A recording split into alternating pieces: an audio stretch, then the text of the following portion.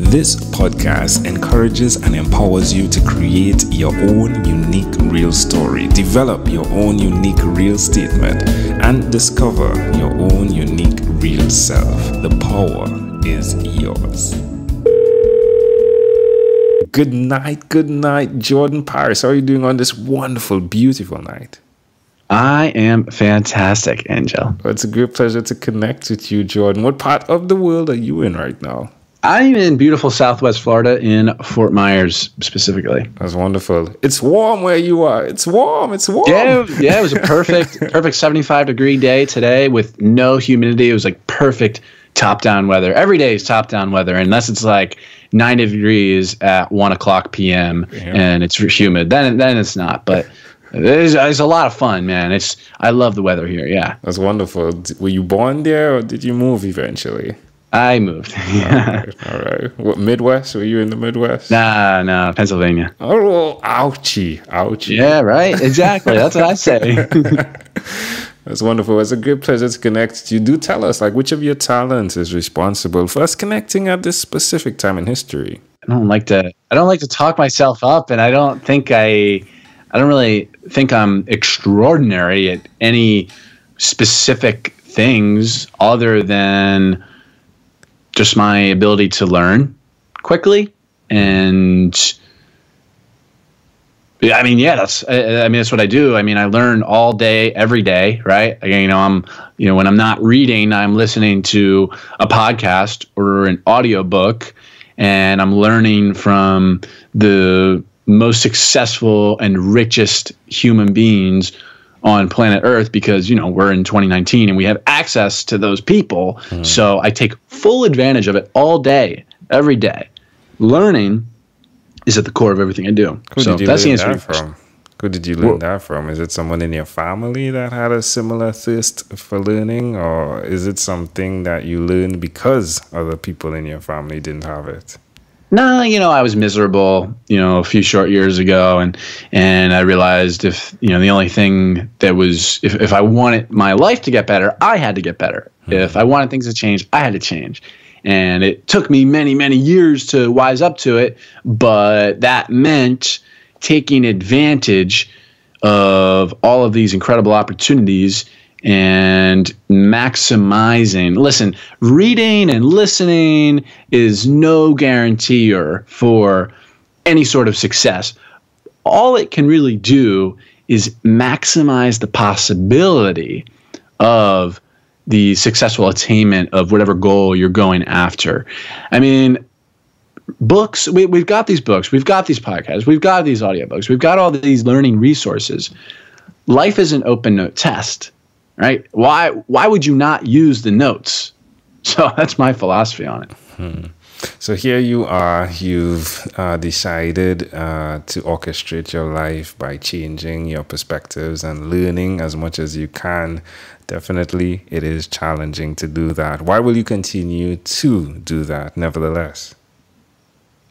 Because I'm going to continue to maximize the possibility that I attain all of the goals that I desire.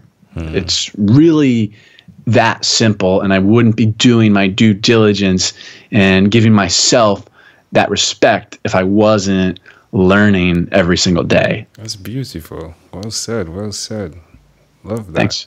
Thank you. Where's the best place for someone that's listening to connect with you? I love my podcast, Growth Mindset University. We have so much fun there. It's all about learning the lessons we should have learned in school but didn't. And, talk to people like David Meltzer, John Lee Dumas, and I've got people like Dan Locke and Mark Manson coming up very, very soon on my schedule. And Jordan Harbinger, Evan Carmichael, and we're just having so much fun over there. We're learning the lessons that we should have learned in school but didn't from the people that we should have learned them from, the people that have actually been there and done that. Growth Mindset University, literally everywhere. And then my website is jordanparis.com. That's really it. Tell me one other thing that you've done consistently over the last 3 years, please. Ooh. one thing I've done consistently, I mean, so we've covered the whole learning thing, the reading and the and listening to podcasts, right? That's okay. We've got that covered. Another thing that I've done consistently over the past 3 years is relationship building and nurturing my relationships. And there is a lot of little things that goes into that. But, for someone that had one friend in high school, I am now hoarding friends. Yeah. How does it make you feel? How does it make you feel to see from then to now what you've accomplished? Oh, great, because life is all about relationships. That's what my mother always said. So, I give her a shout out. I give my father a lot of shout outs, but and my mother likes to joke like, you like him more. But what's your mother's name? My mother's name is Maria. Hey, Maria, what's up? This is the biggest shout out you'll ever get. Bigger than what Daddy would usually get. Hey! I mean, suggest to someone that's listening, Jordan, why they should do what you've done. By focusing on the learning, by focusing on building relationships. Yeah, sure. I mean, I don't know that I would put it like that. You should do what I've done. I mean, you should only do what I've done if you want the results that I've gotten, right? Like, this is not for everyone. Life is not a one size fits all. This is not a cookie cutter course like the courses at college, at American colleges are. These are not cookie cutter courses here. Life is not cookie cutter. And again, yeah, only do what I do if you want what I have. So, but the thing that is universal is learning.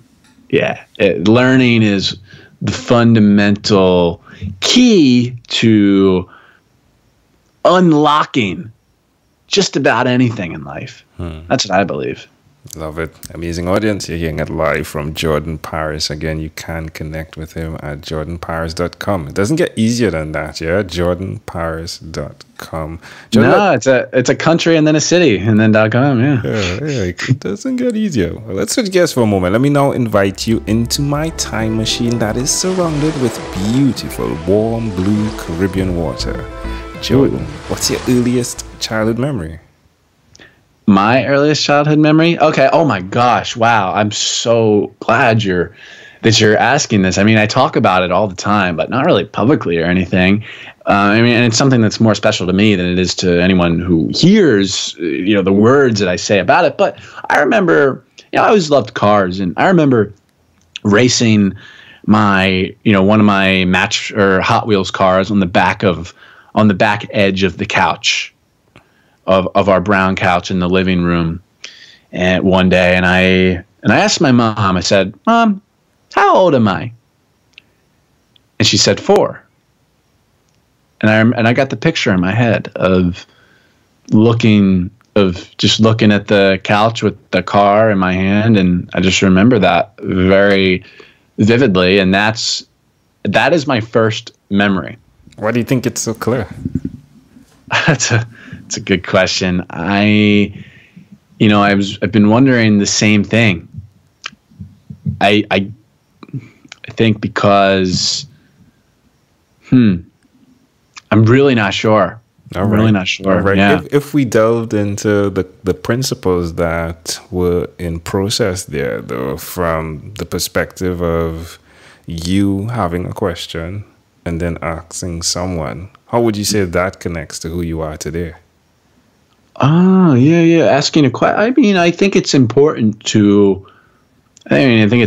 ask questions. I know this kid. He's 10 years old, and I've known him for a couple of years now. And this past summer, he asked me, "Jordan, how many questions do you ask per day?"